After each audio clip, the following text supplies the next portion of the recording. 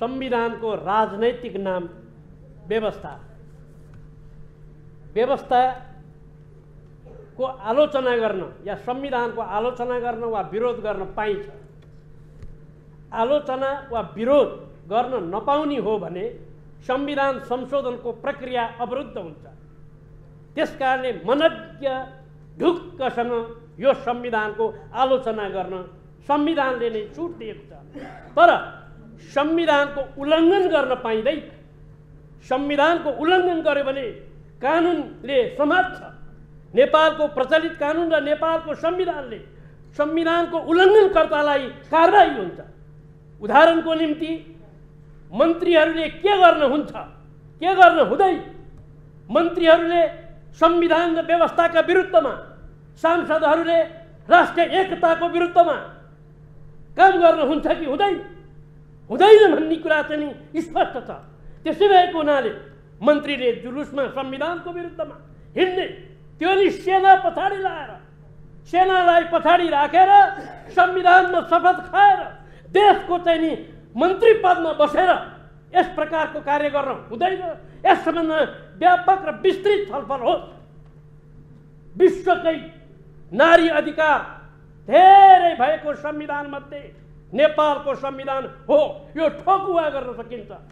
दलितहरूको अधिकार संसारमै नगन्य देशहरूमा भएका मध्येमा राम्रो गरी दलित अधिकार प्राप्त भएको संविधान हो।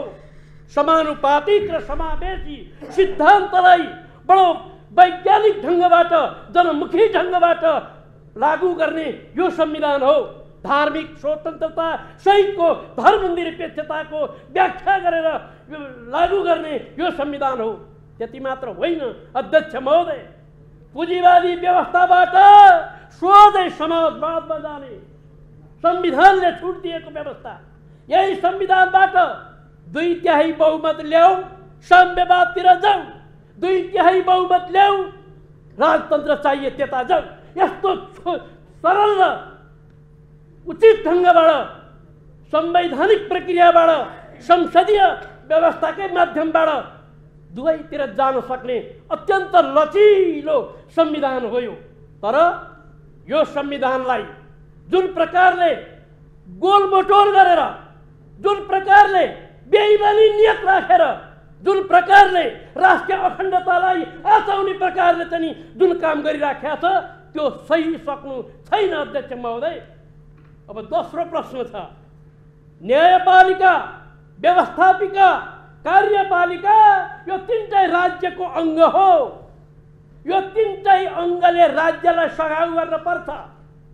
राज्यभन्दा अलग न्यायपालिका होइन, सरकारको मातहतमा पनि न्यायपालिका होइन।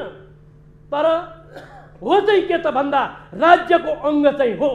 न्यायपालिकाले पनि राज्यलाई स्वीकार गरेर राज्य अन्तर्गतको एउटा अङ्ग भएको हुनाले हामीले संविधानमा भेटिङ प्रणाली या पुनर्नियुक्तिका प्रणाली लेख्न सकेनौँ। तर न्यायपालिका असाध्यै राम्रो छ भन्ने जनताले बुझेका छन्। न्यायपालिका भ्रष्टाचार छ्याम्मै छैन भन्ने जनताले बुझेका छन्। छैन सभा अध्यक्ष महोदय।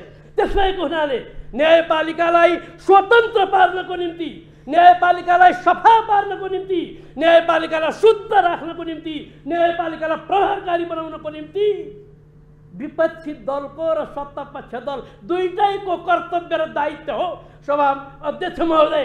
त्यसो भएको हुनाले म यस सम्मानित सदनमा अर्को एउटा प्रसङ्ग भन्न चाहन्छु। संविधानलाई ढुङ्गाले हान्ने, आगो लगाउने या जुन प्रकारका झुठा बालले जनताका मनभित्र छेड्ने काम गर्यो भने अरिङ्गाल भएर आउँछन्। अरिङ्गाल त्यस्तो चिज हो जसलाई ढुङ्गाले हान्यो भने एकैचोटि हमला गर्छ। तर अरू यस्तो जो पशु पनि छ, भेडो यस्तो पशु हो, खुट्टा चोट भेडाको काट्दिनुहोस् कराउँदैन, भेडो छटपटिन्छ, उफ्रिन्छ, कराउँदैन। त्यस्तो जात हो भेडो। यस्तो जात हो एउटा लौरो यसो तेर्साइदियो अगाडिको भेडोलाई भने बुर्रुक्क उफ्रेर त्यो लट्ठी नागेर जान्छ। अनि त्यो लट्ठी झिक्दियो भने पछाडिको भेडो पनि बुर्रुक्क उफ्रिन्छ, त्यहाँ लट्ठी नै छैन। त्यस प्रकारका पार्टी हामी बनाउन चाहँदैनौँ। हामी अरिङ्गा जस्ता, हामी मौरी जस्ता नै पार्टी बनाउने, कर्मशील पार्टी बनाउने, आइलाग्नेलाई जाइ लाग्ने यो प्रकारका नीति अनुसारका कुरा चाहिँ नि हामीले गर्ने हो। अर्को कुरा छ यातायात। चण्डीगढ प्रणाली खारेज गरियो, यातायात क्षेत्रलाई व्यवस्थित गर्न सकिएन, अहिले पनि भइराखेको छैन। दसैँको बेलामा टिकट कालाबजारिया गर्ने, टिकट नबेच्ने, टिकटलाई अप्ठ्यारो पार्ने, जनतालाई अप्ठ्यारो पार्ने काम गर्छ भने अध्यक्ष महोदय त्यस्ता यातायातका कम्पनीहरू, त्यस्ता यातायातका मालिकहरूको रोड पर्मिट खारेज गरिनुपर्छ, त्यस्तालाई कारबाही गरिनुपर्दछ र राज्यले त्यस अनुसारको व्यवस्थापन गर्नुपर्छ। अहिले त्यो व्यवस्थापन गर्न सकिराखेको छैन। त्यसैले अर्को प्रसङ्ग छ निजगढको एयरपोर्ट, भयङ्कर ठुलो, नेपालको लागि धेरै राम्रो, त्यो बनाउनै पर्ने, फास्ट ट्र्याकको निम्ति त्यो अनिवार्य सहित हुने, नेपालको प्रगतिको निम्ति त्यो नभइरहने। तर लाखौँ लाख रुख काट्नको निम्ति वैज्ञानिक रूपमा, वातावरणीय रूपमा के गर्दा कमभन्दा कम रुख काट्न सकिन्छ, के गर्दा कमभन्दा कम क्षति हुन्छ, त्यो बारेमा विचार गरेर काम गर्नुपर्ने हुन्छ। अर्थात् रुख काट्नै पर्ने हो भने अध्यक्ष महोदय त्यसको वैकल्पिक वृक्षारोपण कहाँ, कति, कसरी, त्यसबारेमा किटान साथ भएर कार्य अगाडि बढाउनुपर्छ। यो बारेमा पर्यटन तथा सम्बन्धित मन्त्रीलाई म ध्यान आकर्षण गर्न चाहन्छु र जवाफ पनि सुन्न चाहन्छु अध्यक्ष महोदय कि त्यो निजगढको एयरपोर्ट, अन्तर्राष्ट्रिय एयरपोर्टमा कति रुख काटिन्छ, वैकल्पिक कुरा के छ, कहाँ वृक्षारोपण गरिन्छ, कसरी वृक्षारोपण गरिन्छ, वन सखाप नपारेर वातावरणीय सन्तुलित नबिगार्नको निम्ति के गर्ने काम गरिराखेको छ, त्यो कुराको जवाब यस सदनलाई चाहियो। धन्यवाद। माननीय योजनाहरू वास्तवमा अलपत्र अवस्थामा भएको हामी पाउँछौँ। सम्बन्धित मन्त्रालयहरू हामीले हेर्दाखेरि अहिले हामीले राष्ट्रिय सरोकार समितिमा पनि यस विषयमा छलफल गरिराखेका छौँ। 5 वटा मन्त्रालय अन्तर्गत राष्ट्रिय गौरवका आयोजनाहरू पर्ने रहेछन् र यी मन्त्रालयहरूले कसरी यी आयोजनाहरूलाई अगाडि बढाउँदैछन्। हामीले मेलम्ची सुरु गरेको मलाई लाग्छ सन् 1987बाट हामीले मेलम्ची परियोजनालाई सुरु गऱ्यौँ। यो दसैँमा मन्त्री स्वयंले भन्नुभएको थियो दसैँमा काठमाडौँका जनताले मेलम्चीको पानी खान पाउँछन् भनेर उहाँले भन्नुभएको थियो। तर अहिले पनि त्यो स्थिति बनेन। अहिले पनि त्यहाँ समस्या छ अथवा कहिलेसम्ममा यो उपलब्ध हुन सक्दछ प्रश्न चिन्ह छ। र अरू आयोजनाहरू पनि चाहे हामी काठमाडौँ तराई मधेस द्रुत मार्गको कुरा गरौँ वा करिब दशकौँ अगाडिदेखि सुरु भएको 30 वर्ष अगाडिदेखि सुरु भएको चाहिँ लुम्बिनी विकास परियोजना, लुम्बिनी परियोजना पनि अहिलेसम्म सम्पन्न हुन सकेको छैन। लुम्बिनी गुरी योजना अहिलेसम्म सम्पन्न हुन सकेको छैन। लगायतका राष्ट्रिय गौरवका आयोजनाहरू समस्याग्रस्त छन्। म यहाँबाट अनुरोध गर्न चाहन्छु यी राष्ट्रिय गौरवका आयोजनाहरू समयमै सम्पन्न हुन् र सम्बन्धित मन्त्रालयहरूको यसमा यथेष्ट ध्यान पुगोस्, अनुगमन होस् र यी राष्ट्रिय गौरवका आयोजनाहरू समयमै सम्पन्न हुन सकुन् भनेर म अनुरोध गर्न चाहन्छु। अर्को एउटा गम्भीर समस्या छ सुकुम्बासी समस्या। मैले यसभन्दा अगाडि पनि विशेष समय लिएरै यसमा म उठाएको थिएँ। सुकुम्बासी समस्या अहिले पनि लाखौँ घर परिवारहरू सुकुम्बासी छन्, तर सुकुम्बासी समस्या समाधान गर्ने कुरामा सरकारको ध्यान पुगिरहेको मैले देखेको छैन। अहिले पनि सरकारको तर्फबाट यसमा आश्वस्त गर्ने अथवा हामी कहिलेदेखि यो समस्या समाधान गर्न लाग्छौँ भनेर त्यो भनिरहेको स्थिति पनि छैन। मैले यसभन्दा अगाडिको कृषि तथा भूमि सुधार मन्त्रीजीसँग छलफल गर्दाखेरि उहाँले भदौ महिनाभरिमा आयोग बन्छ र त्यो आयोगले सुकुम्बासी समस्या समाधान गर्नको लागि कार्ययोजना अगाडि ल्याउँछ भनेर भन्नुभएको थियो। तर अहिले मन्त्रालय चाहिँ विभाजित भएको छ र अर्को मन्त्री आउनु भएको छ। भूमि सुधार मन्त्रालय नै खडा गरिएको छ र अहिलेसम्म चाहिँ त्यसको कार्ययोजना बन्न सकेन। वास्तवमा देशभरिका सुकुम्बासीहरू यो सरकारबाट आफ्नो समस्या समाधान हुन्छ वा आफूले जोतभोग गर्दै आइराखेको जुन जमिन छ त्यसको लाल पूर्जा प्राप्त गर्न सकिन्छ, आफूले बसोबास गर्दै आइराखेको ठाउँको लाल पूर्जा प्राप्त हुन्छ भनेर जनता आश्वस्त भएको स्थिति छ। तर अहिलेसम्म कार्ययोजना नबन्दाखेरि, अहिलेसम्म त्यस सम्बन्धी कुनै काम अगाडि नबढेको देख्दाखेरि चाहिँ जनतामा एउटा निराशा पनि पैदा हुँदैछ। त्यसकारण म सम्बन्धित मन्त्रालयलाई सोध्न चाहन्छु, म भूमि सुधार मन्त्रीज्यूलाई जनतालाई आश्वस्त पार्नको लागि, सदनलाई आश्वस्त पार्नको लागि अनुरोध गर्न चाहन्छु, हामी कहिलेदेखि यो काम अगाडि बढाउँछौँ। यो सदनमा उठेका प्रश्नहरूको बारेमा म अध्यक्षज्यूको पनि ध्यान आकर्षण गर्न चाहन्छु। यो सदनमा उठेका प्रश्नहरूको जवाब मन्त्रीज्यूहरूले दिनुपर्छ। यो सदनलाई सम्मान गर्नुपर्छ। यो सदनलाई सम्मान गर्दै गर्दा जनतालाई सम्मान गर्ने कुरा हुन्छ। त्यसकारण जनतालाई अपमान गर्ने काम गर्नु हुँदैन। म गम्भीरतापूर्वक यो सुकुम्बासी समस्या समाधानको बारेमा सम्बन्धित मन्त्रालयको अहिलेसम्मको कार्ययोजना के छ, अहिलेसम्म कहाँ यो काम अगाडि बढिरहेछ, त्यसको सम्पूर्ण जानकारी चाहिँ प्राप्त होस् भनेर अनुरोध गर्छु। धन्यवाद। 2011 ईस्वीमा सम्झौता भयो, 12 मा काम सुरु भयो। काठमाडौँको र उसको चाहिँ एकै टाइममा समाप्त हुनुपर्नेमा त्यो अहिलेसम्म भइसकेका छैन। ठेकेदारहरूले विभिन्न प्रकारका झन्झट गर्छन्। मलाई त खुसी लागेको थियो, यो कुरामा उठाइरहेको थिएन, किनभने सरकारले ठेकेदारहरूमाथि कारबाही गरी छाड्छु काम गरेन भनेर। तर अहिले अब कता कुन जादु टोना लाग्यो त्यो मलाई थाहा छैन र ठेकेदारहरूको मनपर्दीले गर्दाखेरि ती कामहरू भइरहेको छैन। सम्माननीय अध्यक्ष महोदय, म यस बारेमा नेपाल सरकारको ध्यान आकृष्ट गर्न चाहन्छु। सम्माननीय अध्यक्ष महोदय, अहिले माननीय राधेश्याम अधिकारीज्यूले न्यायपालिकाको बारेमा कुराहरू उठाउनुभयो र म राष्ट्रिय जनता पार्टी नेपालको तर्फबाट यसको समर्थन गर्दछु। र अर्को कुरा चाहिँ के छ भने, दुईटा कुरामा सत्ता पक्षले ध्यान दिनुपर्ने कुरा के हो भने कि माननीय दीपक राज जोशी संसदीय सुनवाईदेखि लिएर सबै प्रक्रिया पूरा गरेर माननीय न्यायाधीश हुनुभएको हो। त्यसपछि संसदीय सुनवाईको दरमियानमा उहाँ चाहिँ प्रधान न्यायाधीशको रूपमा स्वीकार उहाँलाई चाहिँ नगरिए पनि एउटा कुरा के अहिले देख्न आइरहेछ के भनेदेखि कि संसदको सर्वोच्चतालाई माननीय दीपक राज जोशीले स्वीकार गर्नुभएको छ। संसदीय सुनवाई समितिले प्रधान न्यायाधीशमा उहाँलाई स्वीकृत नगरिसकेपछि संसदको निर्णयलाई पालन गरेर उहाँ चाहिँ राजीनामा नदिकन, त्यसको विरोध नगरिकन, त्यसमाथि असहमति नजनाइकन उहाँले चाहिँ के भनेदेखि संसदले स्वीकृत गरेको प्रधान न्यायाधीश सँगै बसेर चाहिँ काम गर्न तयार भएर उहाँ न्यायपालिकामा उपस्थित हुनुहुन्छ भने यो संसदको लागि एउटा गौरवपूर्ण कुरा हो र एउटा यो चाहिँ के भने परम्परा स्थापित गर्ने कुरा पनि हो। त्यसकारणले अहिले जुन कुरा चाहिँ उठिरहेको छ महाभियोग, यो समाचारमा आइरहेछ, महाभियोगको निमित्त दर्ता गर्न निमित्त तयारी भइरहेको छ। मलाई लाग्छ यो न्यायपालिकामाथि दबाब दिने या माने न्यायपालिकाको जो अहिलेको स्थिति छ त्यसलाई सच्याउनु पर्यो। पहिले न्यायाधीशहरूको नियुक्तिमा नै जुन गडबडी हुन्छ त्यो गडबडीलाई हामीले हटाउनु पर्यो। त्यतातिर चाहिँ सत्ता पक्षको ध्यान जानु पर्दछ र यो न्यायपालिकालाई अझै खलबलाइकन त्यसलाई चाहिँ विवादको रूपमा राख्नुहुन्न भन्ने राष्ट्रिय जनता पार्टी नेपालको धारणा भएको म यहाँ स्पष्ट गर्न चाहन्छु। धन्यवाद।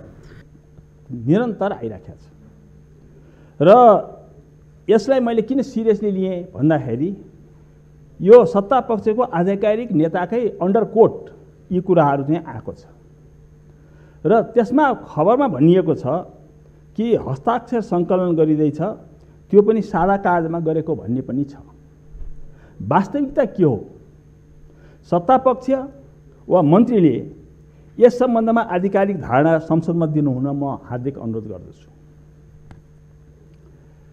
म सामान्य अध्यक्ष मार्फत यो निवेदन गर्न चाहन्छु कि मुलुक यति बेला स्थिर भइसकेको छैन। म कानुनी कुरा गर्दिनँ, तर राजनीतिक तहमा भन्ने हो भने सङ्क्रमणकाल अहिले पनि जारी छ भन्ने कुरामा म मान्दछु। सङ्घीय संरचना हामीले बनाउन सकेका छौँ, निर्वाचन सकिया छ, सङ्घीय संरचना बनाएको छ, तर तिनले काम गर्न सक्ने वातावरण दिन सकिएको छ कि छैन भन्ने कुरा भर्खरै पोखराबाट चाहिँ के छैन मुख्यमन्त्रीहरूको बैठकले जुन 8 बुँदा पास गरेको छ त्यसतर्फ म अलिकति ध्यान केन्द्रित गर्न चाहन्छु।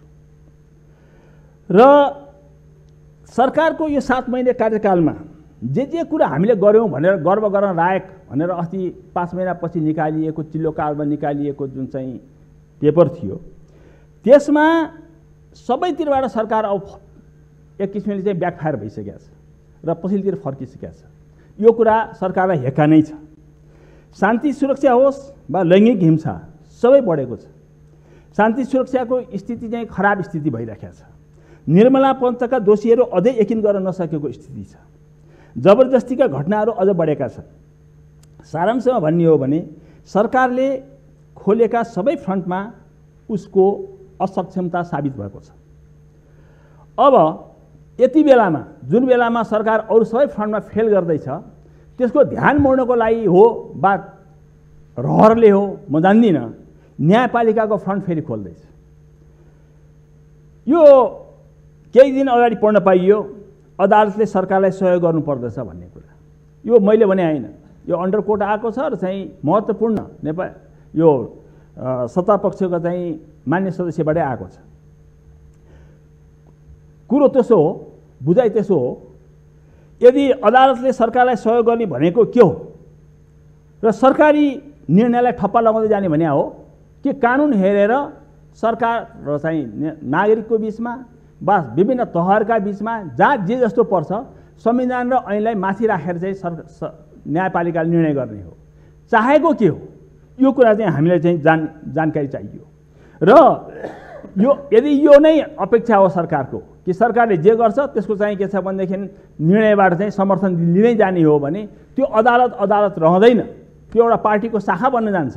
त्यसकारणले गर्दाखेरि यी कुरामा जथाभावी बोल्न र जथाभावी चाहिँ भन्न यो चाहिँ के छ भने सत्तापक्षका सम्पूर्ण नेतागणहरूलाई चाहिँ म अनुरोध गर्न चाहन्छु। म महाभियोगको सम्बन्धमा पनि केही कुरा राख्न चाहन्छु। महाभियोग सामान्य अवस्थामा प्रयोग गर्नको लागि बनाइएको संवैधानिक व्यवस्था होइन। महाअभियोगको भय न्यायाधीशमाथि कायम राखेर अदालतमाथि दबाव सिर्जना गर्न लागि त होइन भन्ने आज सर्वत्र प्रश्न उठेको छ। म स्मरण गराउन चाहन्छु, म आफ्नै पार्टीको तर्फबाट पछिल्लो महाभियोगको प्रस्ताव नेपाली काङ्ग्रेसले ल्याएको थियो। परिणाम के भयो? हामीले निर्वाचनमा नराम्रोसँग हार्यौँ र त्यसमा एउटा प्रमुख कारणको रूपमा चाहिँ के भने यो पनि कारण बन्न पुग्यो। र गलत कार्यले असल परिणाम ल्याउँदैन। आज सत्तापक्षले नेपाली काङ्ग्रेसले गरेको गल्ती नदोहोऱ्याओस् भन्ने म चाहन्छु। न्यायपालिका माथिको विश्वास सबैको हुनुपर्दछ। सत्तापक्षको त यसमा झन् ठुलो भूमिका हुनुपर्ने हो। तर जे जस्ता अभिव्यक्तिहरू सत्तापक्षका नेतृत्वबाट आइरहेछन् यसले न्यायपालिकालाई प्रयोग गर्ने उद्देश्य प्रेरित छ भनेर कसैले आरोप लगाइरहँदा प्रतिवाद सायद गर्न नसकिएला। कैयन महिनापछि सर्वोच्च अदालतले प्रधान न्यायाधीश पाएको छ, नत्र मैले कायमको भरमा थियो।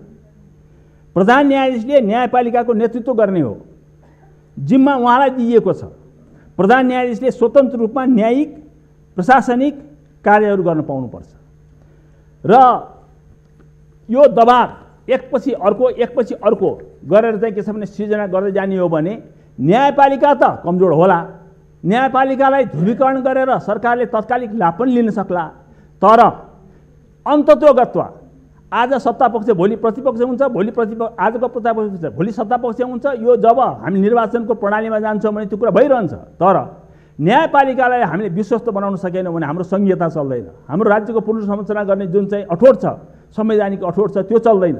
यो कुरालाई ध्यान दिनु पर्यो। किनभने जब न्यायपालिकालाई कमजोर बनाइन्छ त्यो संस्थालाई विश्वास गर्ने आधार केमा के रहन्छ? त्यसलाई हामीले फाइनल आर्बिटर मानेका छौँ, जसलाई हामीले चाहिँ के छ भने अन्ततोगत्वा योबाट गरेको निर्णय चाहिँ अन्तिम हुनेछ भनेर मानेका छौँ। चाहे त्यो सङ्घको र प्रदेशको झगडा होस्, चाहे त्यो प्रदेशको र स्थानीय तहको झगडा होस्, चाहे त्यो विवादहरू जेसुकै होस्, त्यो विवादहरू सबै ठाउँमा अन्तिम रूपमा पुग्ने ठाउँ भनेको चाहिँ फेरि पनि न्यायपालिका नै हो। र न्यायपालिकाको पनि सर्वोच्च अदालतै हो।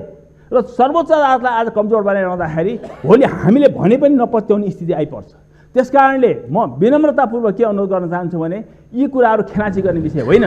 जब सरकार चलाउनु छ भने सरकार राज्यको 3 अङ्गमध्येको एक न्यायपालिका हो र त्यो न्यायपालिकालाई आज कमजोर बनाउने प्रयत्न गरियो भनेदेखि त्यसका परिणामहरू, त्यसका दुष्परिणामहरू खालि आजको सरकारले मात्रै होइन, समग्र राज्यले बिहोर्नुपर्छ। सबै कुरा चाहिँ के चाप चाहिँ के छ भने संविधानमाथि पर्न जान्छ। त्यसकारणले म सम्माननीय अध्यक्ष मार्फत यो कुरा फेरि पनि राख्न चाहन्छु कि दीपक राज जोशीको व्यक्तिगत कुरै होइन। माननीय न्यायाधीश दीपक राज जोशीको यहाँ चाहिँ व्यक्तिगत कुरा मैले गरिरहेकै छैन। उहाँलाई चाहिँ के छ भन्दाखेरि कुरा सुन्नुमा के आइरहेको छ भनेदेखि उहाँले राजीनामा दिने भए दिनुहोस्, नदिने भएदेखि हामी महाभियोग लगाउँछौँ। यस्तो पनि तर्क हुन्छ। राजीनामा भनेको त के छैन, स्वैच्छिक कुरा हो। उहाँले गर्नुहुन्छ गर्नुहुन्न उहाँको कुरा हो। तर यदि राजीनामा दिएर प्राण पाइने छ भनेदेखि महाभियोगको के जरुरी छ? त्यस कारणले गर्दाखेरि महाभियोग लगाउनु पर्ने वस्तुगत कारण छ भने आउनु सक्छ, तर त्यो वस्तुगत आधार छ भन्ने मलाई लाग्दैन। अस्ति संसदीय सुनवाई समितिमा जे जस्तो कुराहरू भए, जे जस्तो परिदृश्यहरू देखिए, के आधारमा चाहिँ मान्ने र नमान्ने भयो, त्यो नै आज विवादमा छ। त्यस कारणले गर्दाखेरि के छ भन्दाखेरि मलाई के लाग्दछ भने स्थितिमा परिवर्तन आएको छैन। प्रधान न्यायाधीशले जान्नुहुन्छ, प्रधान न्यायाधीशको नेतृत्वलाई हामीले स्वीकार गरेका छौँ। संसदीय दलले हामीले चाहिँ एकदम एकमतले पठाएका छौँ भनेपछि उहाँको नेतृत्वलाई विश्वास गर्नु पर्दैन। र यस कुरामा यदि राजीनामा नदिने महाभियोग लगाउने जस्ता सत्तापक्षको दलिल स्वीकार्य छैन, त्यो अस्वीकार्य छ र न्यायपालिकालाई ध्रुवीकरण गर्ने खेलमा नलागोस् सत्तापक्ष। यो कुरा चाहिँ म स्पष्ट साथ भन्न चाहन्छु। धन्यवाद।